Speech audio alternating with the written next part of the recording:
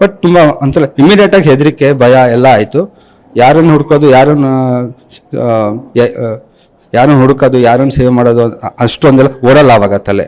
First ನನ್ನ ಮಗು, ನನ್ನ ಹೆಂಡತಿ ಆ ಕಡೆ ಇದ್ಲು, ಫಸ್ಟ್ ಮಗು ಏನಾದ್ರು ಮಾಡಿ ಸೇವ್ ಮಾಡಬೇಕು ಅಂತ ಆ ಭಯ. ಆಮೇಲೆ ನನಗೆ ಹೇಗೆ ಹಾರಿದ್ನು, ಯಾಕಂದರೆ ನಾನು ಹಾರಿ ಒಂದು 10 ಸೆಕೆಂಡಲ್ಲಿ ನನ್ನ ಸೀಟಿಗೆ ಬೆಂಕಿ ಬಂದಿದೆ. ಸೊ ಸ್ವಲ್ಪ ಡಿಲೇ ಆಗಿದ್ದರೂ ನನಗೆ, ನನ್ನ ಮಗುಗೆ ಏನಾದ್ರು ಸ್ವಲ್ಪ ಸಿವಿಯರ್ ಆಗಿ ಇಂಪ್ಯಾಕ್ಟ್ ಆಗ್ತಾಯಿತ್ತು.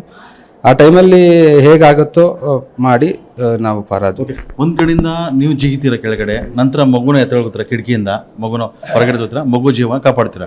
ಅದರ ನಂತರ ನೀವು ಆ ಕ್ಷಣದಲ್ಲಿ ಎಲ್ಲ ಓಡಾಟ, ಕಾಲು ತುಳಿತ, ಭಯ, ಕಿರ್ಚಾಟ ಜಾಸ್ತಿ ಇತ್ತು ಅಂತ. ಅದೇ ಮಗುನ ಫಸ್ಟ್ ನಾನು ಹಾರಿ ಮಗುನ ಸೇವ್ ಮಾಡಿದೆ. ಆಮೇಲೆ ನನ್ನ ಹೆಂಡತಿ ಎಲ್ಲಿದ್ದಾಳೆ ಅಂತ ನೋಡೋಕ್ಕೆ ವಿಂಡೋಯಿಂದ ಬರ್ತಾ ಇದ್ದೆ. ಆಮೇಲೆ ಅಷ್ಟೊತ್ತಿಗೆ ಅದೇ ನಾನು ಹೇಳಿದಾಗೆ ಯಾರೋ ನನ್ನ ಹೆಂಡತಿನ ಕರ್ಕೊಂಡೋಗಿ ಸೇವ್ ಮಾಡಿದರು. ಅಂದರೆ ನಾನು ಹುಡುಕ್ತಾ ಇರೋ ಟೈಮಲ್ಲಿ ನನ್ನ ಹೆಂಡತಿ ಹಿಂದ್ಗಡೆಯಿಂದ ಬಸ್ ಆ ಕಡೆಯಿಂದ ಇಳಿದು ಹಿಂದ್ಗಡೆಯಿಂದ ಬಂದಳು. ಅವಳಿಗೆ ತಲೆಗೆ ಏಟಾಗಿರೋದ್ರಿಂದ ಅವಳದ್ದು ಮೈಯೆಲ್ಲ ರಕ್ತ ಆಗಿತ್ತು.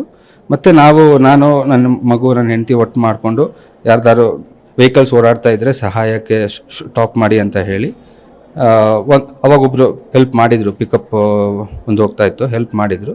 ಅದರಲ್ಲಿ ಕೂತ್ಕೊಂಡು ನಾವು ರಿಪ್ಪನ್ಪೇಟೆ ರಿಪ್ಪನ್ಪೇಟೆ ಆಸ್ಪತ್ರೆಗೆ ಫಸ್ಟ್ ಏಡಿಗೆ ಅಂತ ಹೋದ್ವಿ. ಅಲ್ಲಿಂದ ಶಿವಮೊಗ್ಗಕ್ಕೆ ಬಂದ್ವಿ. ಆ ಕ್ಷಣದಲ್ಲಿ ಹೇಗಿತ್ತು ಅಂದರೆ, ಆ ಬಸ್ಸು ಕೆಲವೇ ಕ್ಷಣದಲ್ಲಿ ಸುಟ್ಟು ಹೋಯಿತು. ಪ್ಯಾಸೆಂಜರ್ಸ್ ಕೂಡ ಹೊರಗಡೆ ಬರ್ತಾ ಇದ್ರು, ಒಬ್ಬೊಬ್ಬರಿಗೆ 36 ಜನ ಕೂಡ ಪ್ರಯಾಣಕ್ಕೆ ಹೊರಗೆ ಬಂದರು ಅಂತ. ಅಂದರೆ ಅದೇ ಬಸ್ಸಲ್ಲೇ ತುಂಬ ಕಿರ್ಚಾಟ ನರಳಾಟ ಆಗ್ತಾಯಿತ್ತು. ಹೊರಗಡೆ ಬಂದಮೇಲೆ ಬಸ್ಸು ಮತ್ತು ಕ್ಲೀನರು ಮತ್ತು ಬೇರೆ ಸಿಬ್ಬಂದಿಯವರು ಪ್ಲಸ್ ಕೆಲವೊಂದು ಪ್ಯಾಸೆಂಜರ್ಸ್ಗೆ ಜಾಸ್ತಿನೇ ಸುಟ್ಟಿನ ಗಾಯ, ಅವ್ರದ್ದೊಂಥರ ಕಿರ್ಚಾಟ ನರಳಾಟ ಎಲ್ಲ ಇತ್ತು.